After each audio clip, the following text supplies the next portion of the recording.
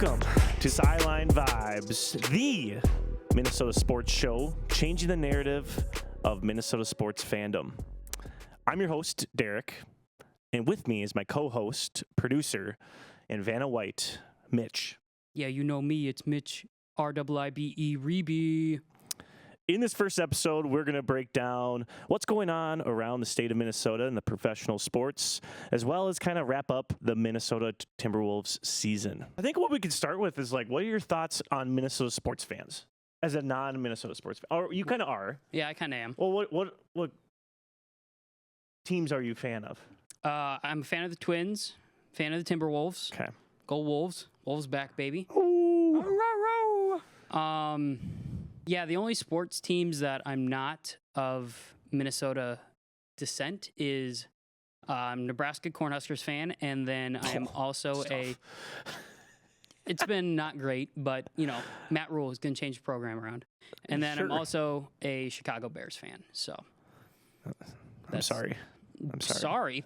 I don't know what you're talking about. It's going to be a great season. Yeah, it's going to be great. I hope. But yeah, but better for the Vikings.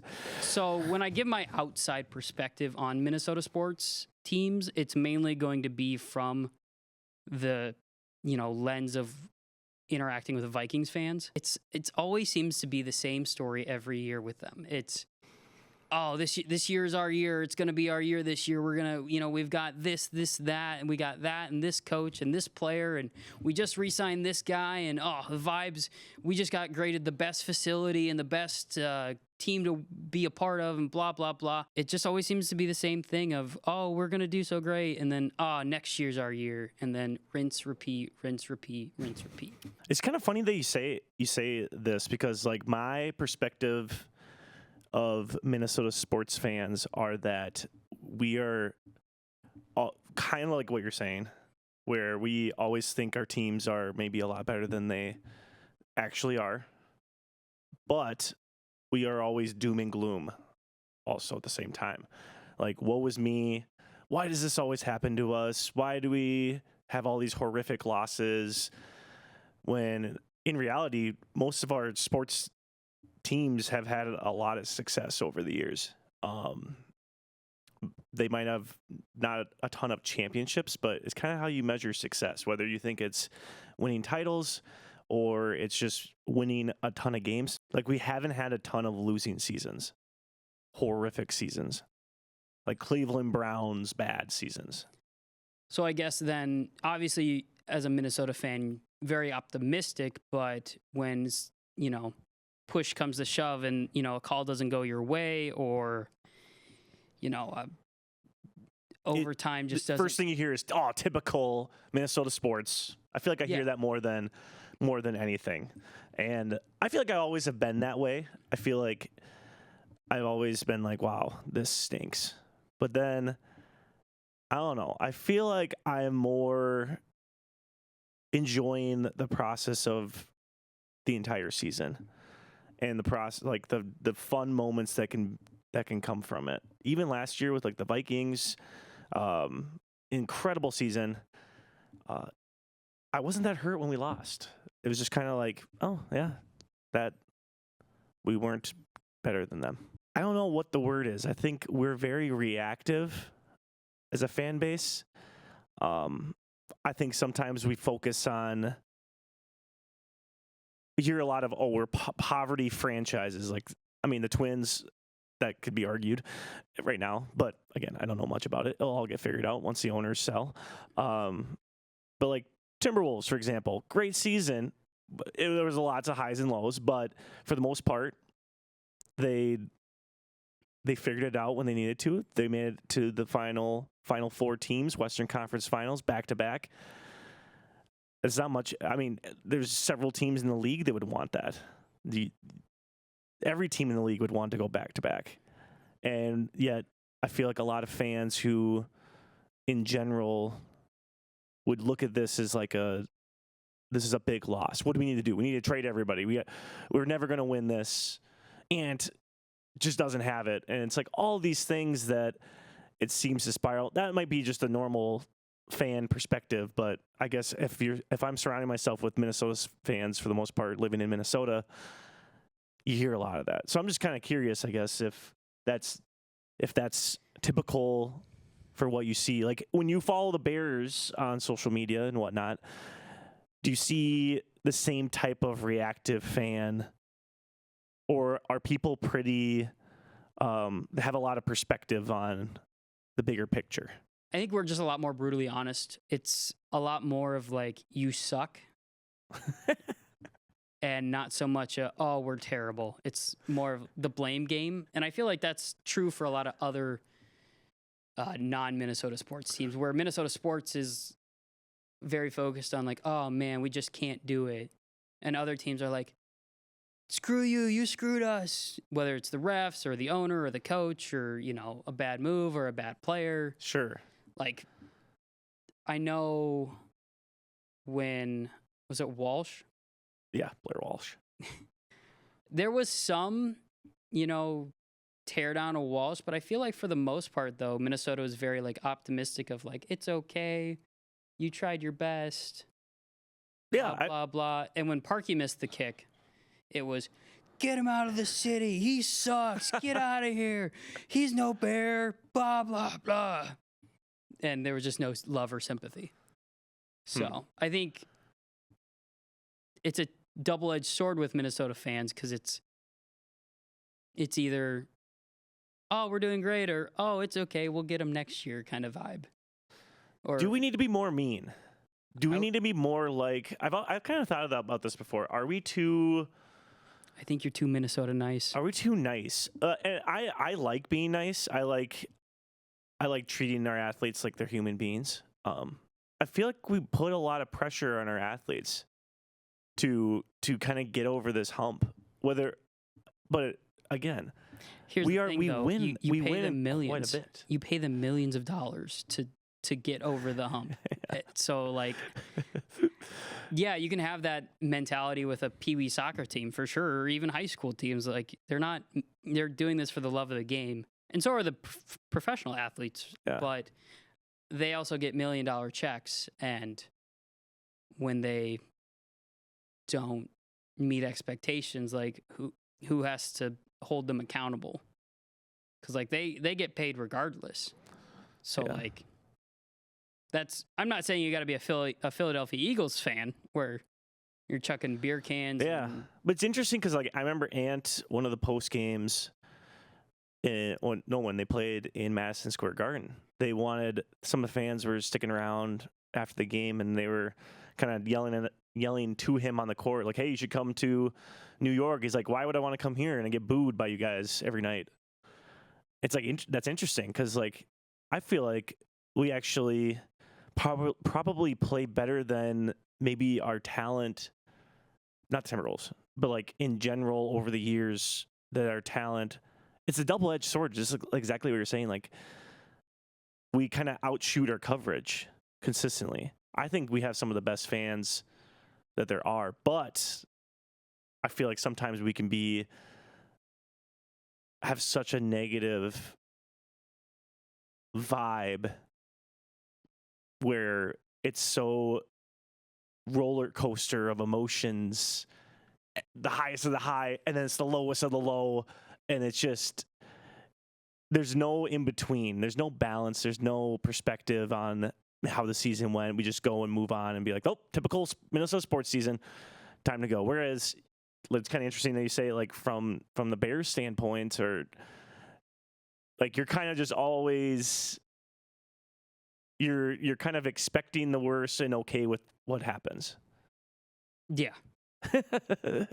That's an interesting perspective, I guess. Hopefully this podcast kind of changes that light, as we're going to try to kind of look at things from different perspectives and more of a vibes approach to things versus a results approach. I want to focus on the process of things, and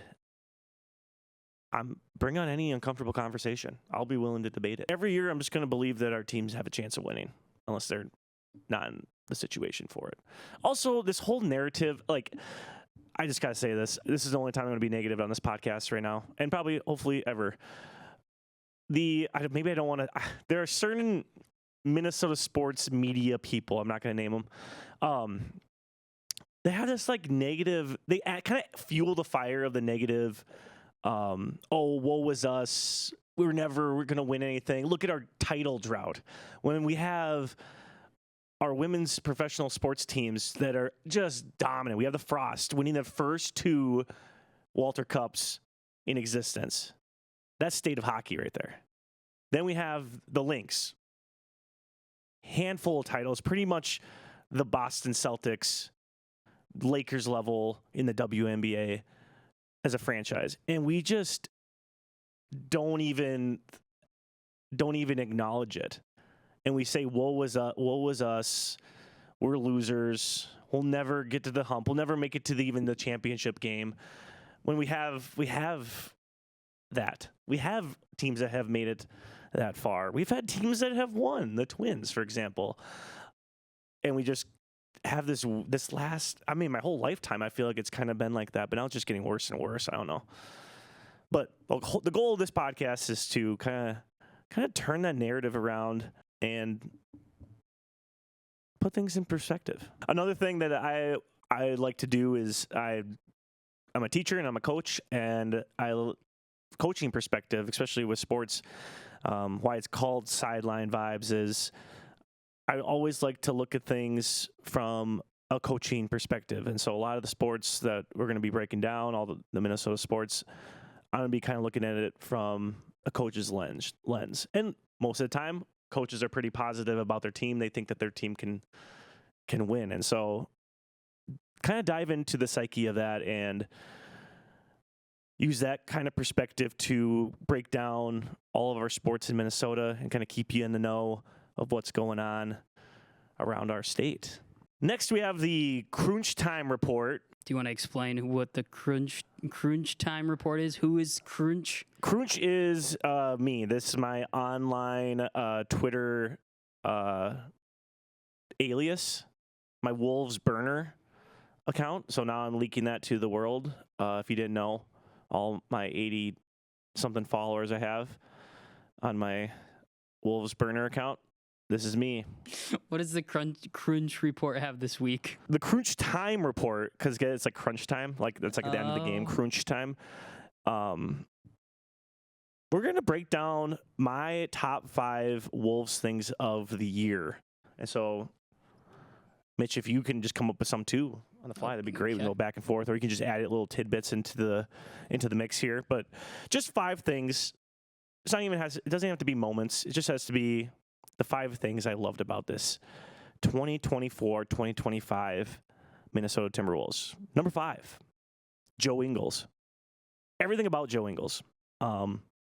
His vibe. Pull up a picture right here. Put a picture right here of Joe Ingles holding what looks to be a White Claw. Big vibes guy. Going to Timberwolves games, I just loved watching Joe Ingles during timeouts. I always just he just caught my eye. He'd walk out to like near half court. He's talking to every official. You can't tell if he's trying to just like banter for calls. He's interacting with the crowd. He's interacting with his teammates. He just seemed like the ultimate glue guy for the Timberwolves. And he's a slob wizard. You know what that means? I do not. Coach me up. Slob means sideline out of bounds. And so when you're drawing up like a slob play, you're drawing up a sideline out of bounds play. And Joe Ingles, if you don't know, led our team in end of the game slob inbound percentage. That's a real stat. Look it up. He was incredible at it, and he would just come in just for that. I don't know if it was like a bit. I don't know if he like is truly really that good at inbounding the ball in that situation, but he would come in all the time there, and it was just that just goes to what. And you have all like this Timberwolves social media stuff from him this year. His back and forth, his curmudgeon attitude towards the media people, like the admin on the Minnesota Timberwolves social media accounts. You would appreciate it a lot. You would love Joe Ingles if you're following him as a big social media guy. Also, put this picture of Joe Ingles. Put another picture of Joe Ingles at Naz Reid's high school jersey retirement. Vibe guy. He's He's the ultimate vibe guy. Number 4, I have just Nickeil Alexander-Walker. He is probably one of the most positive professional athletes I've ever been a fan of, or I've ever seen. Probably, he's got to be at least top 5. He, from the get-go, even through all the downs of the Timberwolves season, he was an absolute gem of a human being and would always kind of put everything in perspective. I think he might be one of the main reasons I thought this Timberwolves team was going to be successful. He was just an ultimate vibes guy. I think if he is not in a Timberwolves uniform this next year, I will be in a dark place. Not actually, but I will miss him more than any Timberwolves player probably ever. Is he 8? Is his number 8? He's number 9. Jeez Louise. I'm really showing my knowledge. Do you know who the Minnesota Timberwolves are? Yes. Let's start there. Yes. Okay. I know who Ant is. Okay. Oh, okay. We'll get to him in a second. Number 3, of my top 5 Wolves things of the year, just Coach Finch in general. To be a coach that,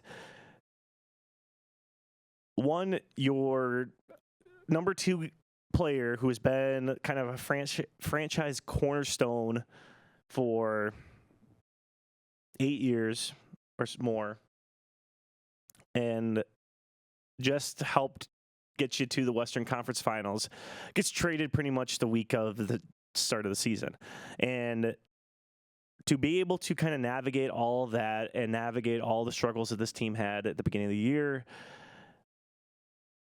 outstanding job. And the amount of times that I see, this is another negative thing I see all the time, we want to fire our coaches so quickly in Minnesota. And that might just be a thing in general, but Finch is probably the best coach that we have ever had. Probably, maybe, period, in Minnesota sports. And I think people take that for granted. His ability to kind of keep guys together, his trust in his teammate, or his culture of trust. He coaches unlike any other coach in the NBA this time. Like, his rotation is so thin, but those guys trust him, and the people who are on the end of the bench who don't play as much, they are all bought in.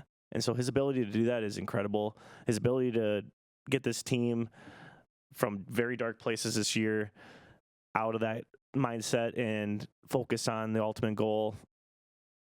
Outstanding job. And he's a great X's and O's guy. Very underrated coach in the NBA. And a little fun fact, all 5 of the coaches, well, RIP to Tibbs, he just got fired, but all 5 of the coaches that were in the conference finals, they were all with their team for at least 5 years. Stop firing your coaches.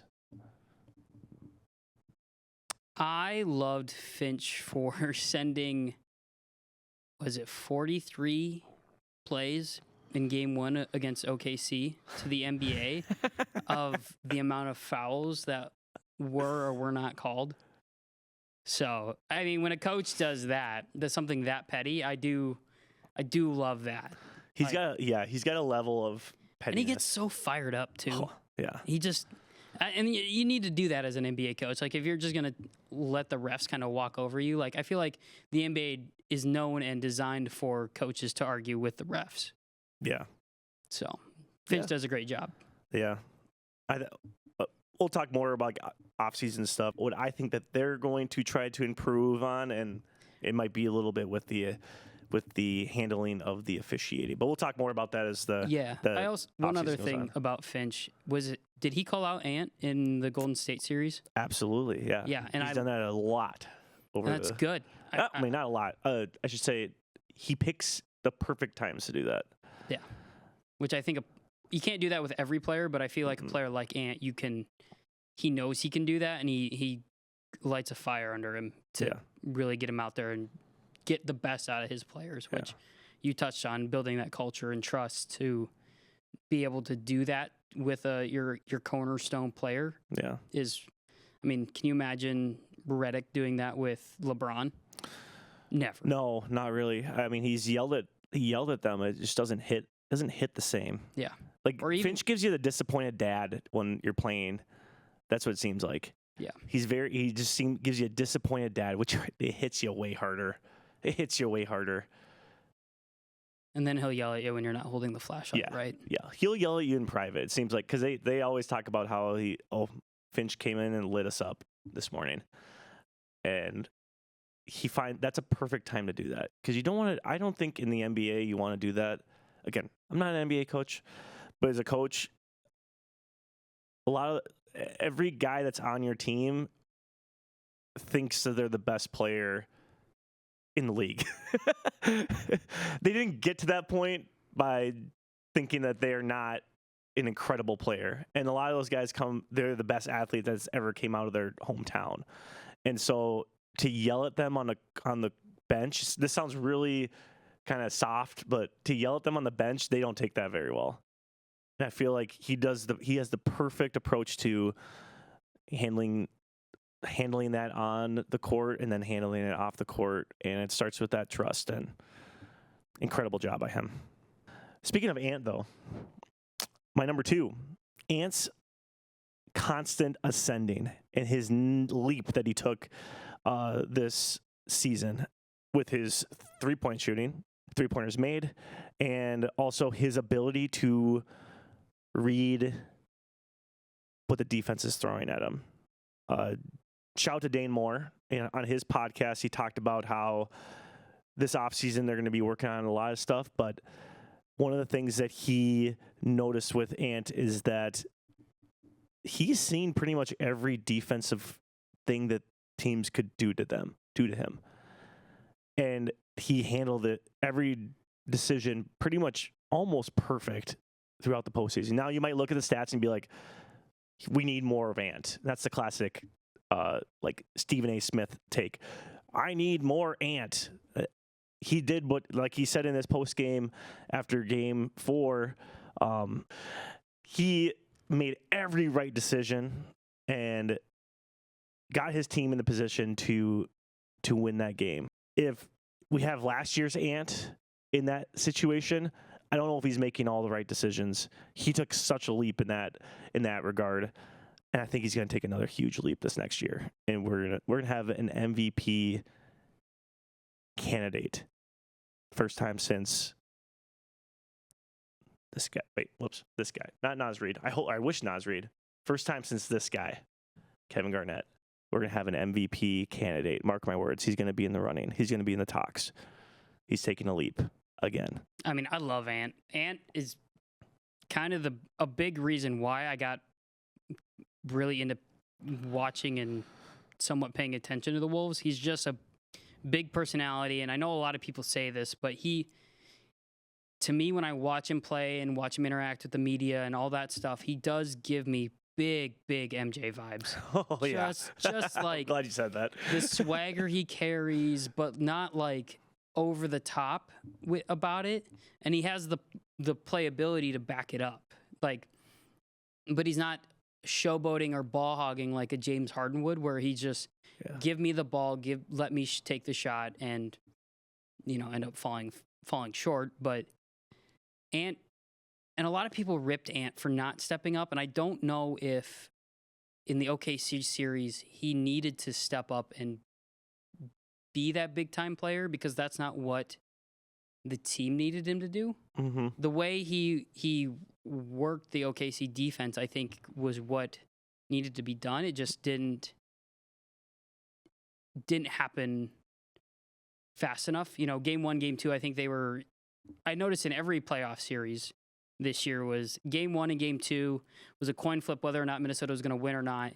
And it, once game 3 hit, Ant and the whole team kind of really started figuring out what defense to give against whether it's the Lakers, the Warriors, or the Thunder, and playing to minimize those teams. So I think because it was game 3 that was that big blowout win against OKC.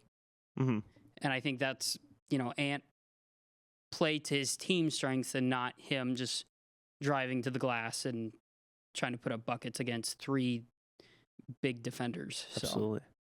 And honestly, Game 4 went the same way as Game 3, where he was playing the same. He was taking what the defense was giving them. Do a lot of kick out threes. Yes, and he was making all the right decisions. The reason why they lost that game, and they would all say this, is that they did not do the little things. And Mike Conley said this in his end of the year. I can't remember what they're called. Like little wrap up interviews that they do. He talked about how this team needs to do the little things better, more consistently, especially if you want to beat teams at that level. So it's 2 years in a row where we're in positions where we could have gone to the finals, but we just didn't do the little things. The talent is there. Everybody. And we have Ant, who is. I was gonna say he gets me driving 3 hours on a Tuesday night to go watch and back. So I would do that anytime, and he's the reason why. Because that kid is special, and I don't think we can't take that for granted. And you gotta enjoy every moment that you have a guy like this on your team. Same with Justin Jefferson. You gotta enjoy every second that you have a guy like that on your team. My number one Wolves moment of the year is not really a moment of the year. It's more of just an appreciation. The back-to-back Western Conference Finals, and that is an incredible feat. And I think a lot of fans are kind of taking that for granted, how hard that is to do. And if you think about this is going to sound like an excuse. It's not really an excuse, but you think about Ant as our leader of our team. He hasn't really had a break we go deep into the Western Conference Finals last year. Then he has the Olympics in the summer. And then we take another big run. This summer is going to be important for him, but also I think our team is going to have another summer. I don't think we're going to make a lot of big moves. Hot take as well. I think we're going to bring everybody back. I don't think the Durant trade's happening. If it does, okay.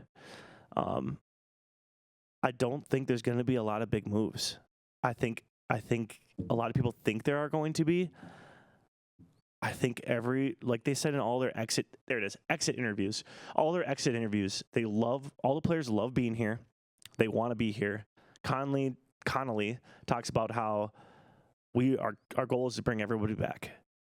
Finch talks about our goal is going to bring everybody back. And that could just be talk, but this whole year, the Wolves organization, they say they don't hide anything. They say what they think. They say what they actually think is going to happen. They've done it for years under Finch. That they're just pretty blunt and honest.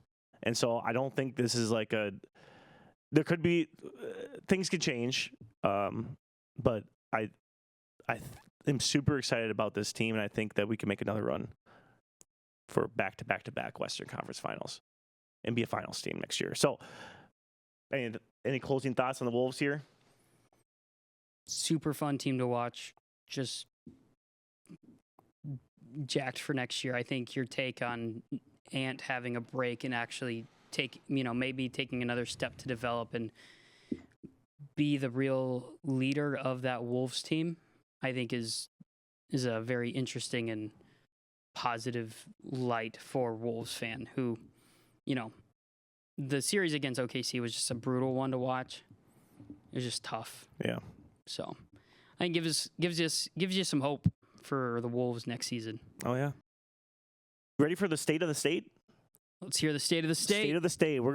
The state of the state is breaking down what's going on in Minnesota sports around the state. So the Minnesota Frost, they are back-to-back Walter Cup champions and the only champions ever. Are we the Boston Celtics of the PWHL? I need to see a three-peat. Once I see the three-peat, then yeah. You can do it. There are plenty of teams in all sorts of different leagues that have, won back-to-back. But the first two... Yeah, I mean, the Packers won the first two. And you didn't bring up the Packers. I don't know if I need to. I'm just saying that's an example. I don't think it's a good example. They won the first two Lombardis. That was made up. They were playing against They played against the Green Bay high school team. They played against These are professional sports teams. They played against the Chiefs and the Raiders. Yeah, in a different league, but their regular season was I'm just kidding. Bailey's giving me a look up in the box up there, and she's a diehard Packers fan. I'm giving you a hard time. That actually is a really good take. I think that would probably make more sense. Yeah, if they three-peat, then absolutely. Just because the Celtics are such a cornerstone franchise for the NBA, it's the Celtics and the Lakers, and then the Bulls. But as Minnesota sports, we can never compare our teams to Green Bay, especially.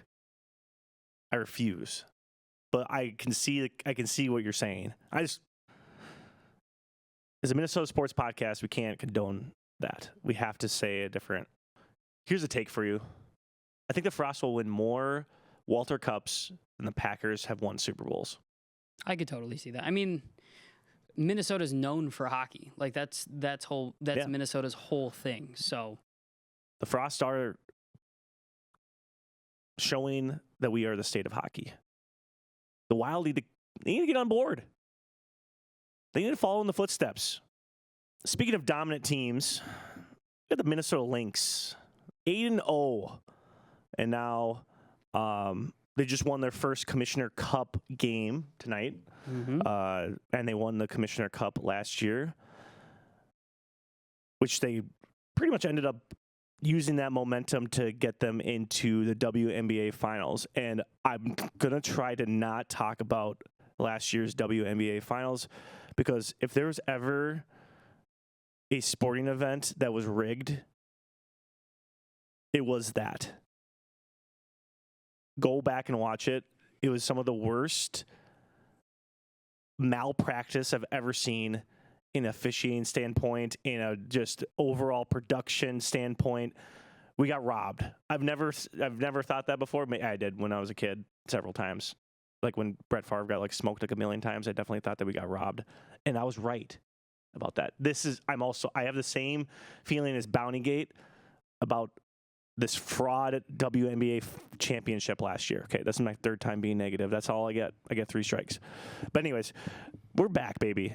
We're back. If not back, we are actually better than we were when we won with Maya Moore. Now, my next question for you here, Mitch, is Nafisa, Fee as we call her, okay, is she the MJ of the WNBA? Not is she? But this is not a rhetorical question. She is the Michael Jordan of. I don't know about that. She is. Imagine having the defensive player of the year, the best defender in the league, but she's also the best offensive player in the league. And it has so much aura. And she is sponsored by Jordan. That is cool. However, I don't know if you can call yourself the MJ of your league when you're playing in the same league as someone like Caitlin Clark. Oh my gosh, don't get me started with. She's not ready. She's not What are you talking about? She's not built to take on the Lynx yet. She's she's got a little bit of time. I'm just saying every, whether it's ticket sales, jersey sales, whatever you want to look at, Caitlin Clark, I don't have to argue, she is the face of the WNBA. If you watch Fee, she's a fiend. She's a beast. She is. I'm not trying to discredit she is the Michael Jordan, but they're gonna rattle off 5 championships straight here, and I hope they do. We might not lose a game. You are 8-0. I gotta get up there for some games here. Ready for some Twins action? Minnesota Twins. I would say has not been great vibes at the beginning of the year. But then we beginning of the year, 13 game win streak in May, which is pretty exciting. Third in the division right now, kind of in a good spot. My question, are we back? Are the Twins back? Are the vibes there? Or are we cursed until the owners sell the team? I think we're cursed till the owners sell the team. We don't believe in curses, remember? This is the Sideline Vibes podcast. We are changing the narrative. That was a trick question, and I just tricked you. And we're not too far out from Detroit, too. Detroit has a pretty commanding lead on the AL Central, but... How many games up are they? 8. 8? Yeah. Oh, we still have like 100 games left, though, I was going to say, baseball season's long, Derek. Yeah, baseball season doesn't start until July. You ready for some Minnesota United? Do you know who that is? That's the soccer team. That's the soccer team. The Loons. You're my wonder wall. That's the song they play, if you didn't know. I did not. I've never been to a Minnesota United game. Me neither. I really want to go. I've been really getting into soccer ever since Wrexham. I'm kind of more of a Wrexham fan. I don't know. Roast me in the comments. Yeah, you're a bandwagoner. I don't care. Everyone's a bandwagoner if you're cheering for a Premier League team, which they're not a Premier League team yet. They will be. Anyways, Minnesota United, they're my Minnesota team.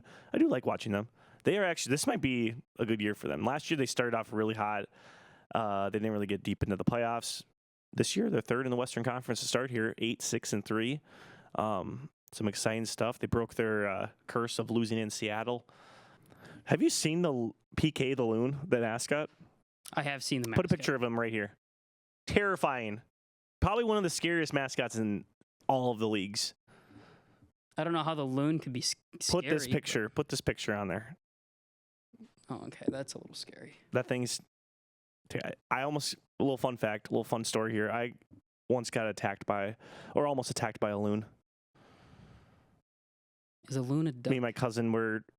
What? Is a loon a duck? A loon is a loon, man. A loon's a loon? I don't believe you. Dude, you are such a South Dakota person. Oh, okay. A loon is a loon, man. A loon is its own thing. It's a loon. It's not a duck. If it was a duck, it would be called a duck. It's a loon. Yeah, but there's... Okay, what's a mallard then? A duck. Yeah, so a loon isn't... A loon is a loon. Like, what family is it a part of? Yeah. It might be in the loon. It might be in the duck. Yeah. Okay, but it's not... That's not... It's its own thing, though. Like, a mallard is, like, really close. Like, that's a duck. That's a different... That's like... Okay, its neck's a little... The neck of it is not duck-like. It's got a little pouch thing. So... Anyways, they're terrifying. Me and my cousin were on a float boat, and we got too close. It emerged, little babies as well. Like, oh, cool. And the babies went down, and it started... And it kept chasing us. We were just going in a circle trying to get away from it, but it circled us. Good swimmers. Yeah. We got to get you on the lake and show you some loon. Just as long as they're not geese. Okay, they're not. Jesus. What do you learn in South Dakota? What's your guys' state bird? The pheasant. Are you claimed in South Dakota? The pheasant. We are the only state that can hunt its state bird. That's actually the most South Dakota thing I've ever heard. Yep. That makes a lot of sense, though. Well, we have the Vikings in the wild, but nothing really to report at this time. We'll kind of break down when we get closer to the Viking season, and we'll have a lot of banter with the Bears and Vikings, rival teams. And then, no, we'll end with the vibe of the week. Have you heard that the trees are back? I have heard the trees are back. Allegedly. The trees are back. Zoom in on this. Okay. The trees are back. Bring back the trees. We're bringing back these jerseys. Are they actually coming back? There's a lot of reports saying that they are. Good. They're coming back. There's a kind of little mock jersey that came out, but they haven't like fully revealed it.